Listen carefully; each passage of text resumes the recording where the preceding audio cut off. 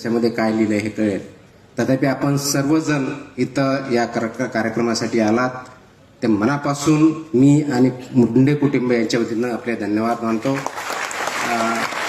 आपलं जे प्रेम आहे ते असंच चालू राहू द्या. माझ्या परीनं, आमच्या कुटुंबाच्या परीनं जेवढे प्रयत्न मला या लोकसेवेसाठी करता येतील तेवढे मी करत राहील. माझं फक्त 2 वाक्य आहेत की स्पर्धा परीक्षेमध्ये यश किंवा अपयश हे अंतिम नाही आहे.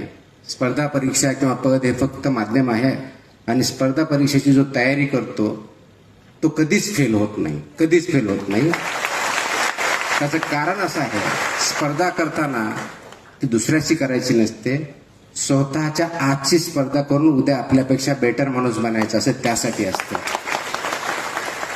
त्याच्यामुळे आपण त्याच्यातून शिकून एक चांगला माणूस, एक चांगला समाजातला घटक आणि स्वतः कुटुंबाप्रती आणि समाजाप्रती असलेली भावना व्यक्त करण्यासाठी आपण बेटर जर झालं तर समाज उच्च लेवलला जायला जास्त वेळ लागणार नाही. त्यासाठी आपण सर्वांनी प्रयत्न करावेत.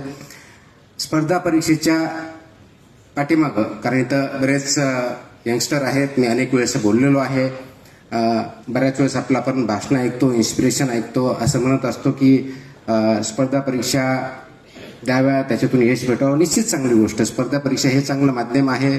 पब्लिक सर्व्हिस किंवा सिव्हिल सर्व्हिस हे चांगलं माध्यम आहे, परंतु ते एकमेव किंवा द बेस्ट असं काहीही नाही आहे. आपण शिक्षक असाल, आपण शेतकरी असाल, आपण उद्योजक असाल, आपण एंटरटेनर किंवा अभिनेता असाल, राजकारणी असाल, कोणत्याही क्षेत्रामध्ये जा, फक्त बेस्ट पॉसिबल काम करा. आणि ज्यावेळेस मी बेस्ट पॉसिबल म्हणतो त्यावेळेस सर्वात महत्त्वाचा माझ्या दृष्टिकोनातून जर कोणता भाग असेल तर तो नैतिक या दृष्टिकोनातून उत्तम राहील. कारण नैतिकता आपल्या वागण्यात, आचरणात नसेल तर आपण आतून खोकला असतो, तो आतून खोकला होऊ नका. आणि म्हणूनच समाजाला पुढे जर न्यायचं असेल तर प्रत्येकाने हा जो आतला खोकला आहे तो थांबवला पाहिजे.